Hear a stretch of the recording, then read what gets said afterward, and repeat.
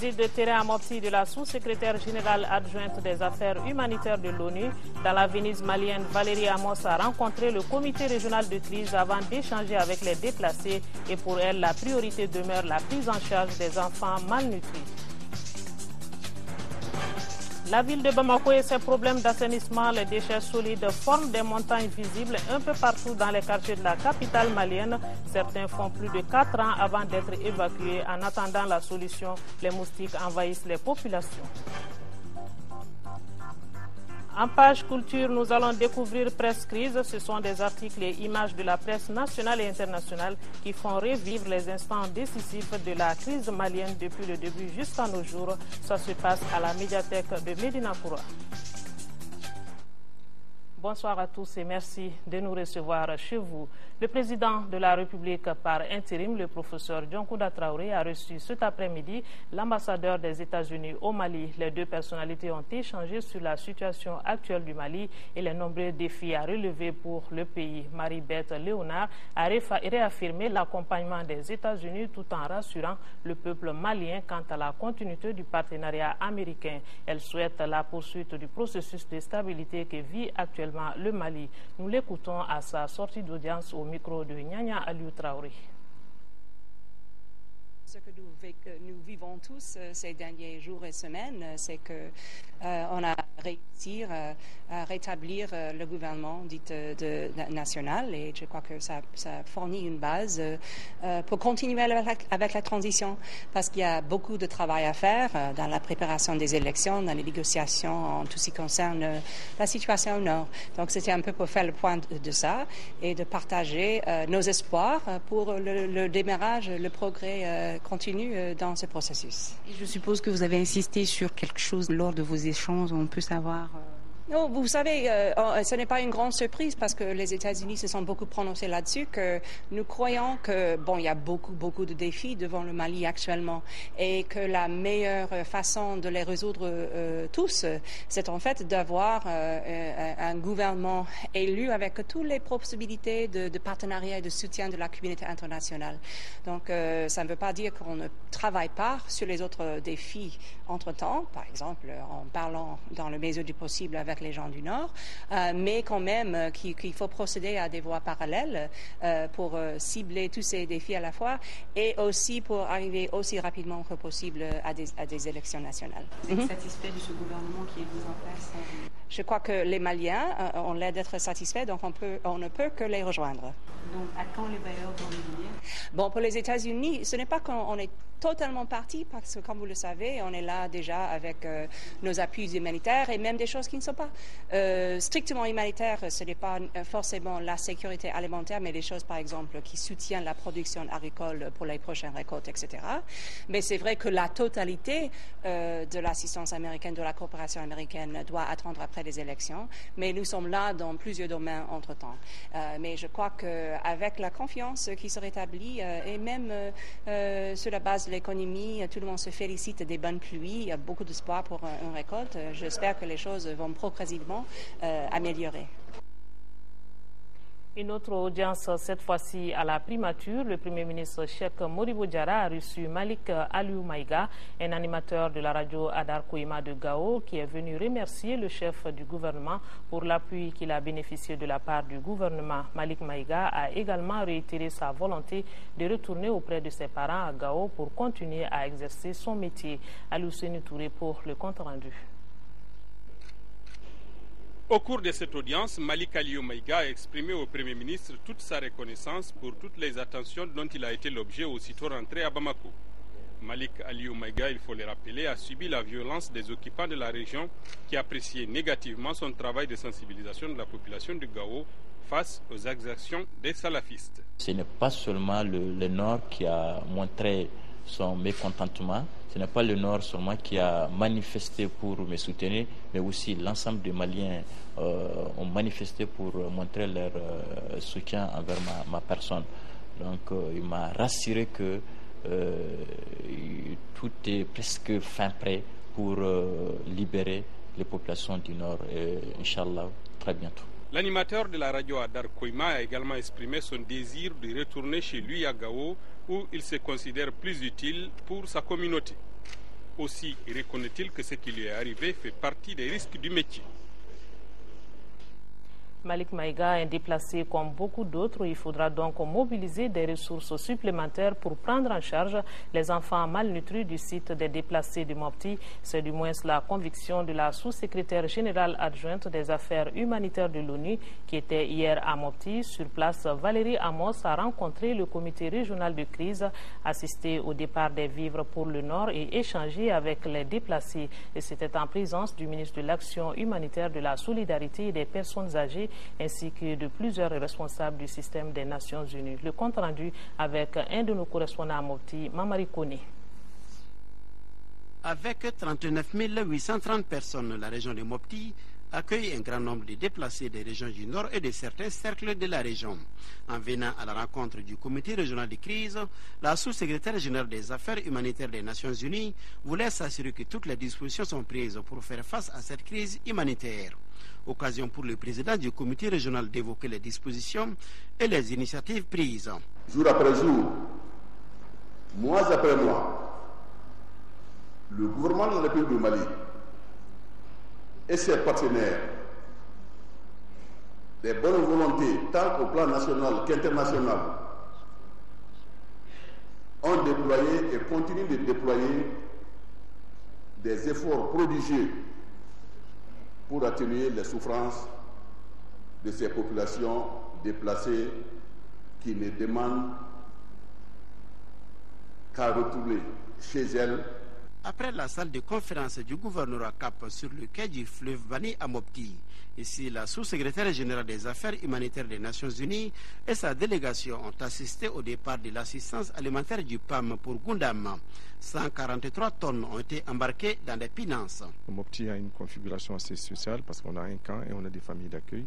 Donc la problématique de l'intervention aussi des partenaires, le système des Nations Unies est en train de renforcer sa coordination au niveau de Mopti. Il était important quand même qu'elle vienne se rendre compte, qu'elle échange elle-même avec les acteurs, qu'elle échange aussi avec le système des Nations Unies pour qu'ensemble nous puissions apporter encore une meilleure réponse à ce qui se passe, améliorer ce qui se passe et nous espérons que dans les prochains jours, ceci nous permettrait d'aller vers l'avant.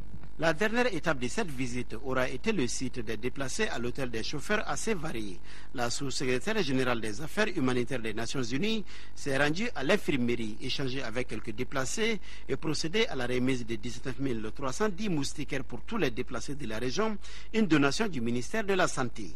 Well, one of the things that I hope to do is to be able to raise additional resources. I'm concerned that we are not able to do enough. Une des choses que je tiens à faire déjà en partant d'ici, c'est de faire en sorte de mobiliser des ressources supplémentaires parce que je suis tout à fait consciente que nous ne faisons pas encore assez parce que j'ai vu, par exemple, en matière de santé, nous avons besoin de ressources supplémentaires. J'ai vu les enfants qui sont malnutris et pour tout cela, nous avons besoin de ressources supplémentaires et c'est ce à quoi je vais m'atteler dès que je vais partir de Mopti. Et depuis hier, une mission de la Cour pénale internationale CPI séjourne ici au Mali.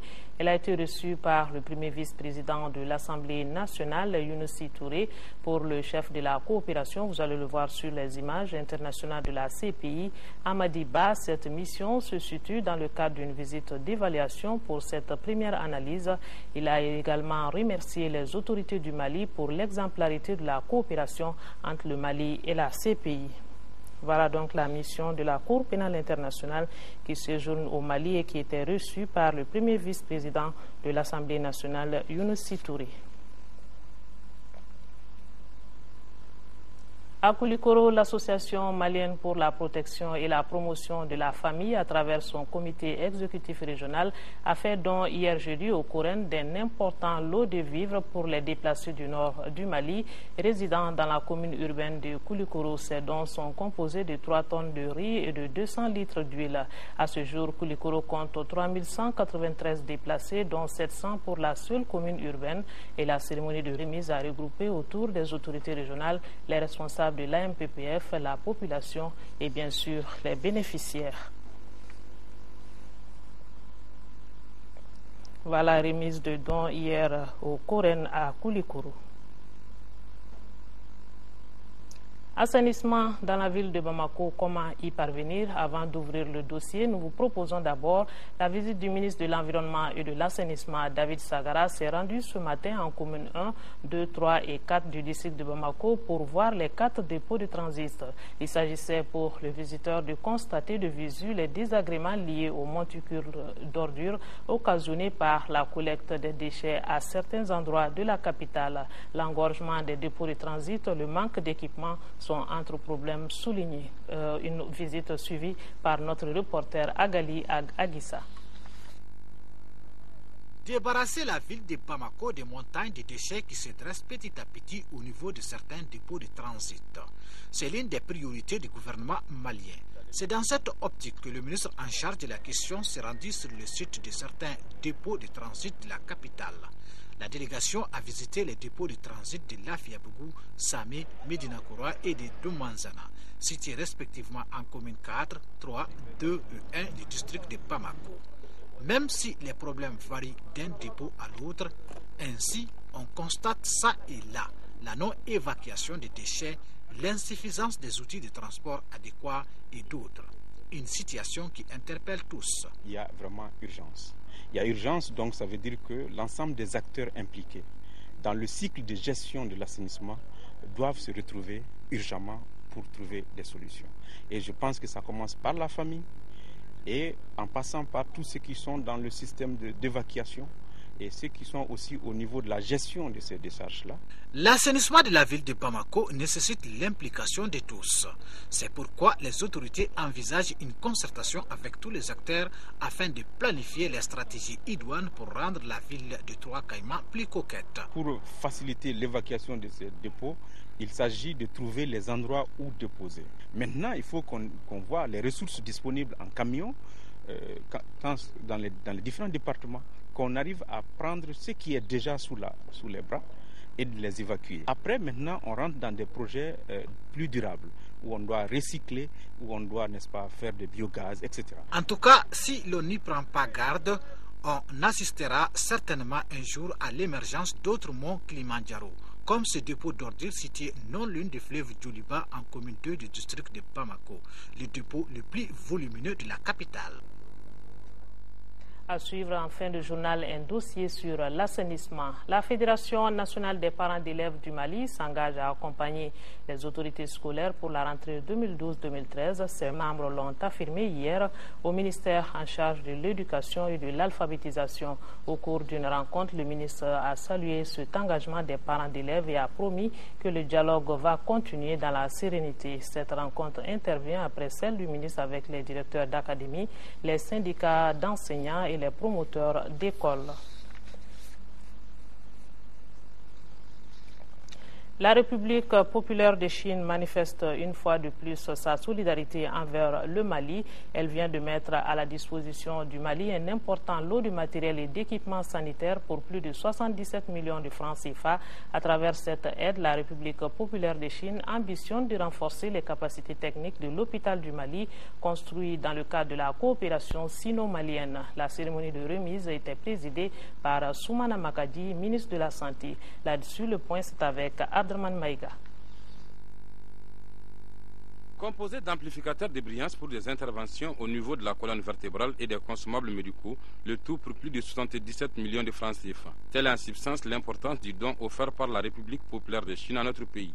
La donation s'inscrit dans la suite logique des actions entreprises par le Mali et la Chine.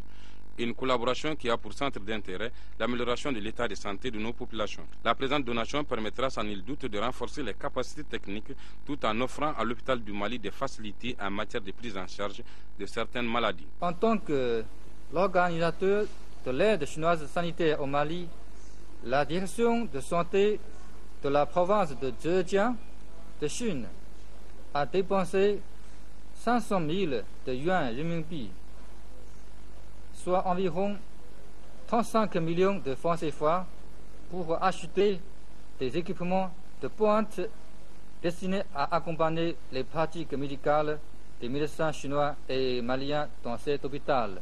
À travers cet apport, la République populaire de Chine renforce sa coopération avec le Mali. Cette coopération bilatérale a permis à la République populaire de Chine de réaliser dans notre pays plusieurs infrastructures de développement, parmi lesquelles l'hôpital du Mali. Je suis persuadé que la présence et la parfaite collaboration entre professionnels chinois et maliens au sein de l'hôpital du Mali est un gage de succès dans la prise en charge de qualité des patients. C'est pourquoi j'exhorte le personnel malien à instaurer et à renforcer au sein de l'hôpital un environnement de travail favorable à la bonne collaboration avec l'équipe chinoise. Pour renforcer ce élan de solidarité entre nos deux États, une équipe chinoise composée de 31 spécialistes en santé tout corps confondus appuie depuis juillet 2011 les travailleurs de l'hôpital du Mali dans le traitement et la prise en charge de certaines maladies.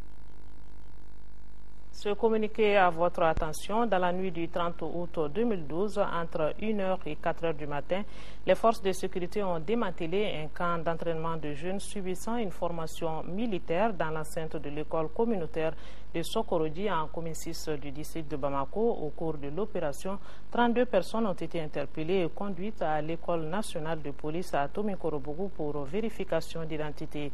Le ministre de la Sécurité intérieure et de la Protection civile informe les citoyens que la sécurité des personnes et des biens ainsi que la défense de l'intégrité du territoire sont une mission régalienne de l'État. Par conséquent, aucune initiative parallèle de substitution aux forces armées et de sécurité ne saurait être tolérée.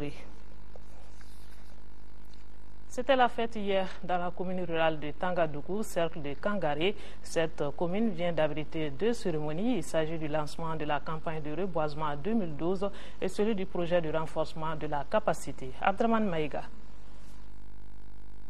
D'un coût de plus de 22 millions de francs CFA, entièrement financé par le programme des Nations Unies pour le développement, ce projet de renforcement de la capacité des populations pour lutter contre la dégradation de l'environnement permettra en 2 ans la réalisation de plusieurs activités dans les villages de la commune rurale de Manikoura, parmi lesquelles la gestion durable des terres, la promotion du genre, l'amélioration des conditions de vie des populations rurales et la réduction des effets néfastes des changements climatiques.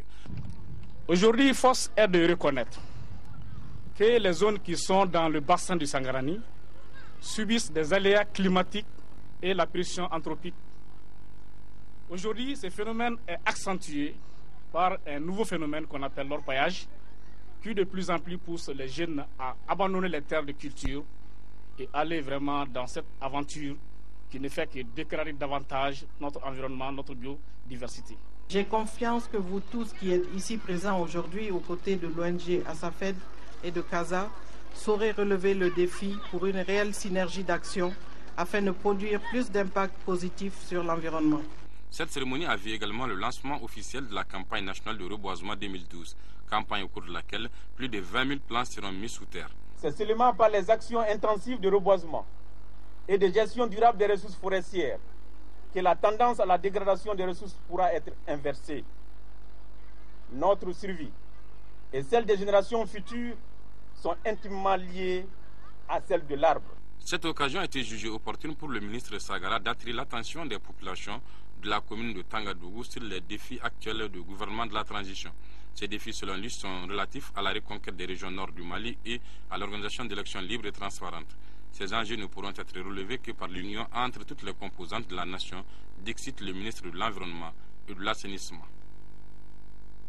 Les travaux de la 16e conférence au sommet des chefs d'État et de gouvernement du mouvement des non-alignés ont pris fin ce vendredi 31 août 2012 à Téhéran, en République islamique d'Iran. Le ministre Thiema Hubert Koulibaly, qui a représenté le président de la République par intérim, a prononcé une importante allocution dans laquelle il a fait le point et sollicité le point de la situation socio-politique et sécuritaire du Mali et sollicité le soutien et l'accompagnement des États membres et organisations membres du mouvement des non-alignés. Le sommet a réaffirmé l'attachement au respect de l'intégrité territoriale et de la souveraineté de la République du Mali. Direction Ségou maintenant pour parler de la mission de suivi du contrat-plan Office du Niger, État exploitant agricole qui a sillonné certaines zones de l'Office du Niger. L'objectif est de faire le point d'exécution des activités du deuxième semestre 2011 du contrat. Les membres du comité de suivi se disent satisfaits de l'état d'exécution des travaux. Brima Kone. Les acteurs de l'Office du Niger sur terrain. Cela s'appelle première étape de la mission de suivi des activités du deuxième semestre 2011 du contrat plan Office du Niger État exploitant agricole. L'objectif est clair, faire le point d'exécution des chantiers du dit contrat. Les visites ont concerné le projet Malibia Agriculture de Kolongo, les travaux d'aménagement de la zone agricole de Bewani. Autres lieux sillonnés, ce sont les champs de riz, la société coopérative agricole des forgerons de l'Office du Niger Socafon et la table mobile de Niono. Ça va beaucoup mieux pour l'entretien des réseaux puisque l'irrigation maintenant se fait maintenant à 100%. Si certains visiteurs se disent satisfaits de l'entretien des réseaux d'irrigation, d'autres se réjouissent du calendrier agricole du contrat plan. Il y a eu 3 exploitations, nous sommes à la 3e. Il y a eu, après la campagne passée, octobre-février, il y a eu la campagne avec la pomme de terre. Ils ont eu à peu près 50 tonnes. Et après la campagne pomme de terre, ils ont eu aussi la campagne de contre-saison. Ils ont fini la campagne de contre-saison et maintenant ils sont déjà dans la campagne pluviale.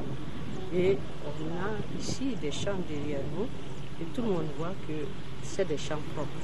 Outre le point d'exécution du contrat plan, il y a eu lieu de procéder à la présentation de la physionomie de la campagne agricole 2012. De cette présentation, il ressort que la campagne 2012 est satisfaisante dans l'ensemble. La production totale attendue est estimée à un peu moins de 80 000 tonnes de riz paddy selon les experts. Ici à Bamako, le ministre des Mines a rencontré aujourd'hui les sociétés minières. Cette rencontre s'inscrivait dans le cadre d'une série avec les opérateurs miniers et le bureau de la Chambre des mines. L'objectif est de faire le tour d'horizon de tous les problèmes qui entravent le développement du secteur. Nous y reviendrons dans nos prochaines éditions. Presse crise des articles et images de la presse nationale et internationale pour faire revivre les instants décisifs de la crise malienne depuis le début jusqu'à maintenant. L'exposition se passe en ce moment même à la médiathèque de Médina Croix. Hier soir, plusieurs personnalités de la culture et du monde de l'information ont assisté au lancement de l'événement. Abouakar Maïga était présent pour nous, son reportage. L'exposition Presse-Crise nous replonge dans le passé pour reconsidérer l'évolution de la crise malienne avec l'œil des reporters, des journaux et des magazines nationaux et étrangers. Pour la première fois depuis le début de la crise malienne, l'opportunité s'offre au grand public afin de revoir en écrit, en photo et en vidéo les déroulements des événements qui ont pris au piège l'avenir de toute une nation. Il fallait qu'on appelle les journalistes à voir eux-mêmes leur travail. Nous, c'était d'apporter la touche artistique, mais avec un message fort. Et aussi parce que les gens oublient très vite. Parce que il y a 1 mois, 2 mois, 3 mois, après on ne se rappelle plus, il y a des articles. Et ça, c'est dangereux. L'importance de cette exposition pour nous, c'est que ça nous permet de prendre du recul, de voir est-ce que tel événement a été couvert à souhait, est-ce que cette photo a été prise comme elle devait l'être, est-ce qu'elle a été prise dans le sens où elle peut frapper le lecteur et tout, parce que nous sommes là pour les lecteurs, pour les auditeurs. Ce sont là les reportages et les articles les plus brillants de la presse nationale qui ont été rassemblés pour les exhiber ici à la médiathèque de Médina Croix. Une manière de prouver que les hommes des médias maliens travaillent quotidiennement à l'immortalisation de l'actualité, même dans les circonstances les plus dangereuses. C'est l'occasion effectivement de reconnaître le regard très perspicace de la presse sur ce qui s'est passé ces derniers mois. Regard croisé avec la société, regard croisé avec notre culture. Et également écriture d'une page de notre histoire, quelle qu'elle soit. Cette exposition Presse-Crise continue jusqu'au 30 septembre prochain à la médiathèque de Médina Croix pour vous faire revivre les temps forts du scénario de la crise malienne. Ce communiqué avant d'ouvrir la page sport, l'AMS UNEM prend acte de la mise en place du nouveau gouvernement à vocation d'union nationale en charge de libérer les régions du Nord sous occupation et d'organiser les élections. Toutefois, l'AMS UNEM attire l'attention du nouveau gouvernement sur l'extrême urgence de maintenir l'approvisionnement en denrées de première nécessité à des coûts abordables afin d'éviter la famine aux populations du Mali. L'urgence de rassurer les Maliens par une réponse claire à la question suivante: à quand la libération des régions du nord du Mali? Sport football, le week-end sera décisif pour nos deux représentants, le Stade malien de Bamako et le Djoliba AC en Coupe de la Confédération. Pour la troisième journée des matchs de poule, le Stade malien de Bamako joue demain samedi contre AC Léopard du Congo-Brazzaville, dernier de leur poule avec 1 point. Les Blancs de Bamako ont impérativement besoin d'une victoire pour se relancer. La mobilisation est de mise dans la famille des Blancs. Notre équipe de reportage dirigée par Al Jumatina est allée voir l'entraînement de l'équipe au stade Omnisport Modibo Keïta. Suivons. Le match nul ramené par le Stade malien de Bamako du Maroc face au Wydad lui semble redonner de la vitalité. Désormais, les Blancs de Bamako entrevoient avec optimisme la suite des matchs de poule de la Coupe de la Confédération. D'ores et déjà, ils ont mis tous les atouts de leur côté pour faire mieux lors de leur troisième sortie contre AC Léopard. Le groupe, on va essayer de travailler dans le maximum et puis on est conscient et puis moi je suis confiant à mes collègues aussi. Je demande à tous les supporters de venir massivement nous supporter, on va faire le maximum. La préparation va très bien. On est tous mobilisés pour ce match-là. Le moral, ça va très bien, vraiment. On est tous mobilisés, on va gagner, Inch'Allah. Il y a juste 2 semaines, on se rappelle, la formation brazzavilloise avait fait forte impression à Bamako devant le Djoliba Athletic Club, leader de groupe, de quoi donner des idées à l'équipe de Sotiba. Le nouvel entraîneur du stade, le français Emmanuel, se montre déjà rassurant. Il faut être le plus intelligent possible, produire du jeu, mais vous savez, vous avez un adversaire en face. Peut-être qu'on va tomber sur une très bonne équipe des Léopards.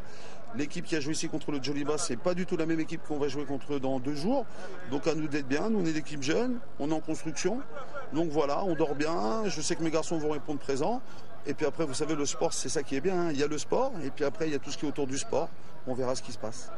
La direction du club a pris les dispositions par rapport à beaucoup de choses. Vous êtes là, vous voyez que nous avons un nouvel entraîneur qui a déjà commencé à coacher l'équipe depuis le Maroc et il continue son travail ici. Ensuite, le staff a été vraiment étoffé. On a un nouveau préparateur physique. L'équipe est ouverte depuis 1 semaine. Nous pensons qu'actuellement, nous sommes dans de bonnes dispositions pour aborder le match du samedi. À chaque grand rendez-vous, le soutien des supporters a été considérable. Il a toujours apporté une plus-value aux performances de l'équipe, ce qui doit de nouveau prévaloir ce samedi. Il n'y a pas de mauvaise équipe dans cette phase de poule, mais seulement je demande aux supporters le fair play. Le fair play est toujours le fair play. Nous demandons aux supporters, nous leur disons aussi que le football, c'est de la première jusqu'à la 90e minute. Qu'ils soient patients, ça va marcher. Ce qui est évident, c'est une rencontre décisive qui attend le Stade malien de Bamako derrière de la poule avec 1 point. Un match qu'il jouera sans les services de 2 de ses défenseurs, Moussa Koulibaly numéro 1 et Bourama Koulibaly. La rencontre sera officiée par des arbitres ougandais. Sport football toujours, on vous en parlait hier, l'Office du Niger Sport a accédé en première division du championnat national de football. C'était suite à une victoire de 2-1 sur l'US Bougouni, un progrès qui a suscité la joie à Ségou, la capitale des Balanzans, qui a vibré au rythme du football cette semaine. L'accueil de cette équipe a mobilisé les responsables et administrateurs de football de Ségou. Et c'est ce que nous dit Fousseini Samaki. C'est avec éclat que l'équipe de football Office du Niger Sport est accueillie dans la capitale des Balanzans. Supporters, responsables sportifs, autorités politico-administratives de la région ont tous répondu présents à la réception de la délégation de l'Office du Niger Sport. La fête a commencé depuis le village de Banankoroni à 15 km de Ségou. Les tam-tams, les chants rythmés, les pas de danse et applaudissements ont accompagné le cortège. Le tour d'honneur du rond-point de Sébougou au gouvernorat de la région, en passant par les ronds-points de Markala et le centre-ville, la désormais équipe de première division du championnat national de football a été acclamée le long de son parcours. Et tous les dirigeants, tous ceux qui se sont investis de loin ou de près, donc on fait pour qu'on puisse aboutir à ces résultats aujourd'hui. On travaille la main dans la main. Ce que je demanderais de plus c'est de donner un bon exemple, rester soudés, rester derrière cette équipe pour qu'on puisse avoir d'autres en première division. Le bureau de l'Office du Niger Sport dédie cette montée-là à la mémoire de Feu Baba Menta, de Feu Amardao et enfin à la mémoire de Feu Serukunandji. Donc on demande l'implication de tout le monde, comme j'ai eu tantôt à le dire. Ça fait très longtemps que Ségou est en train de chercher à mettre une deuxième équipe auprès de l'AS Bakaridjan. Ces choses faites aujourd'hui grâce à l'effort conjugué d'une poignée d'hommes qui se sont donné la main. Et nous avons su tirer les leçons des années précédentes pour pouvoir vraiment nous hisser aujourd'hui au sommet du football malien. Pour les responsables ségouviens, cette étape est certes importante, mais la plus difficile reste à faire. Au nom de tous les responsables de la région de Ségou, toute la population, nous vous disons un grand merci et nous prions Dieu que vous puissiez continuer à demeurer en première division. Ensemble, nous devons vraiment faire en sorte que ces efforts ne soient pas vains. L'Office du Niger Sport a créé le 11 novembre 2011. Elle a d'abord été championne régionale avant de se classer première de la poule B. Donc son coup d'essai a été un coup de maître. Et ce communiqué avant le dossier, le prix subventionné du kilogramme de gaz butane sera de 584 francs CFA pour compter du vendredi 31 août 2012 à partir de minuit, c'est-à-dire samedi 1er septembre 2012 à partir de 0 heure. Par conséquent, le prix de vente de la bouteille de 2,75 kg sera de 1605 francs CFA et celui de la bouteille de 6 kg sera de 3500 francs CFA. Quant au prix de vente non subventionné du kilogramme de gaz butane, il reste inchangé à 989 francs CFA. Nous en venons au grand format de cette édition consacrée à l'assainissement. Si la capitale malienne a un problème aujourd'hui, c'est bien celui relatif à la gestion des dépôts d'ordures dans les différentes communes. Des montagnes de déchets solides sont visibles un peu partout dans les quartiers de Bamako. Certains font plus de 4 ans avant d'être évacués. Les populations se plaignent chez les responsables communaux qui, à leur tour, incombent le problème au service de la voirie du district. En attendant la solution, les moustiques ont déjà élu domicile chez les populations. Assainissement à Bamako, c'est un dossier signé Abouakar Maïga. Nous nous levons chaque matin pour aller verser nos ordures dans nos poubelles sans nous soucier de ce qu'elles deviennent une fois transportées par les agents des différents GIE de la capitale. En fait, ces déchets viennent ici dans ces multitudes de dépôts de transit dispersés dans les coins stratégiques des 6 communes de Bamako. Des sites insuffisants pour le nombre de déchets produits par la capitale malienne. En commune 5, par exemple, en plus des 4 dépôts de transit officiels, l'on utilise une carrière située sur la colline du Savoir pour gérer les problèmes.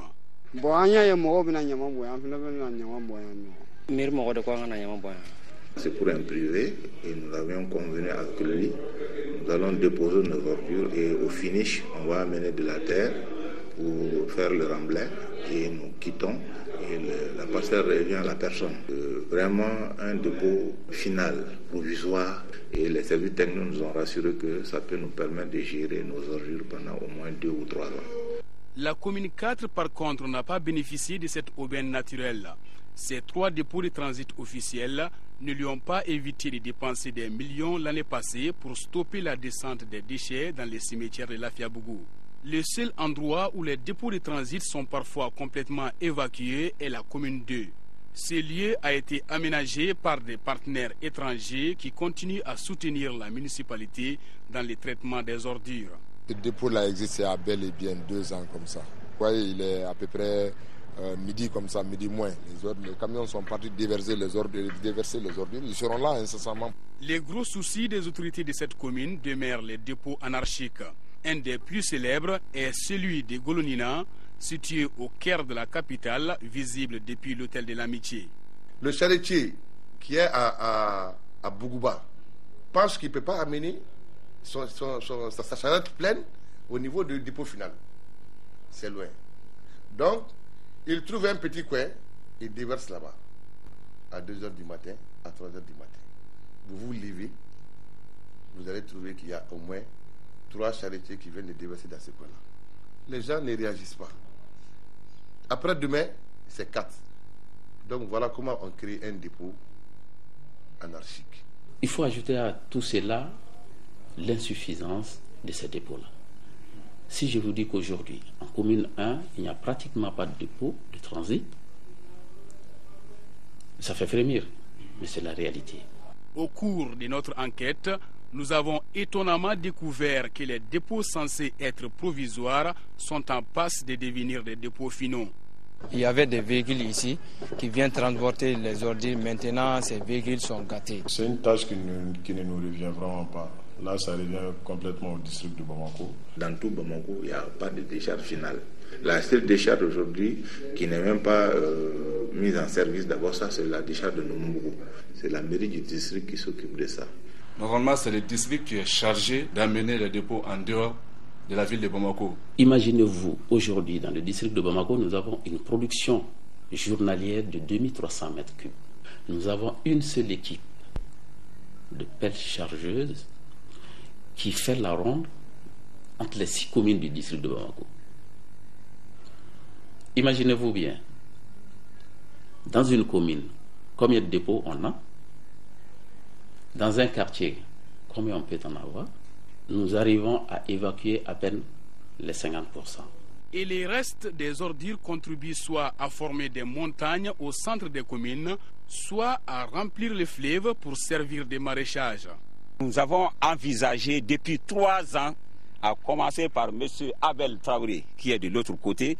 Lui, il a rempli sa parcelle de déchets. Ensuite, il y a Fanda Kanté, qui est au bord du fleuve. Ensuite, moi, je suis là, Brahima Kane, je suis un peu après eux. J'ai commencé à remplir pour quand même augmenter ma production. Mais vous ne comptez pas que c'est le fleuve quand même que vous êtes en train de remplir avec des déchets? Pas du tout, monsieur, ce n'est pas un fleuve. Est-ce que vous avez les papiers de votre parcelle? Les papiers des parcelles, aucune personne qui est là n'a le papier de sa parcelle. Cet tas d'ordures-là nous gêne ici à 100%. Pas moi seulement, mais toute la population de la commune 6. On a été à la mairie, on a signalé ça, mais les agents sont venus voir à la mairie. Je ne sais pas par quel miracle. De là jusqu'à maintenant, on n'a pas eu de suite. Autre phénomène dont souffre Bamako, c'est le manque de dépôt final pour les déchets liquides. Il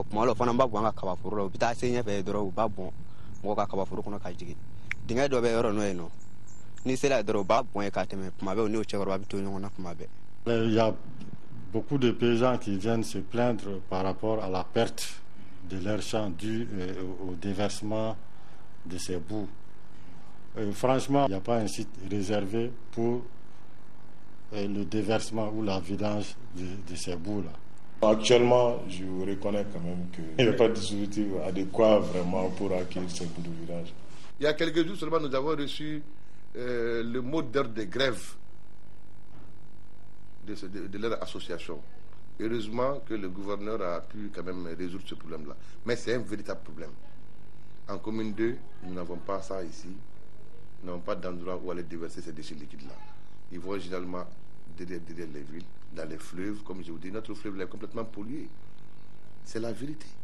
Et ça pose énormément de problèmes entre les communes de Bamako, les communes de Kati et celles de Bamako. Parce que généralement, les maires de ces communes rurales n'acceptent pas qu'ils aillent déverser sur leur territoire.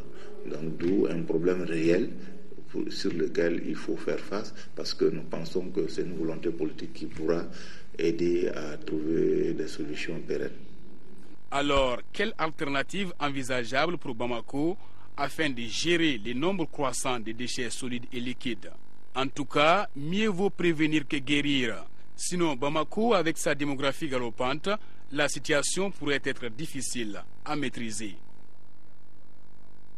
À Bouakar, nous espérons que la solution sera vite trouvée car notre santé y dépend. Nous pensons à nos compatriotes des régions du nord du Mali vivant sous occupation. Nous sommes de cœur et d'action avec eux. Merci de votre attention. Demain, vous avez rendez-vous avec Amare Malé Diallo à 13h et à 20h, Aïssata Ibrahim Maïga. Merci, bon week-end et bonne suite de programme sur l'ORTM.